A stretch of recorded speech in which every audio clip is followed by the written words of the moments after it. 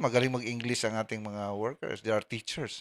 Yan ang problema. Naging domestic workers and leaving their families, leaving their children, nga wala ang tutor, wala nga nag-alaga. So, Mm. napakasakit. The children are growing without their parents. Napakahirap. So, kung sabihin mong cost, the number one cost is families. Why are we here? We are here for our children. We are here for our families. We are here for our people. I think it should not be a long plan for people to stay there. Maybe just to earn for a number of years. I think they should come back. And the problem is, if we cannot provide the kind of work that the workers would need to survive, then we will continue sending people abroad. It's a big task of government. Lahat ng ahinsya na magtrabaho that will be able to attract investors.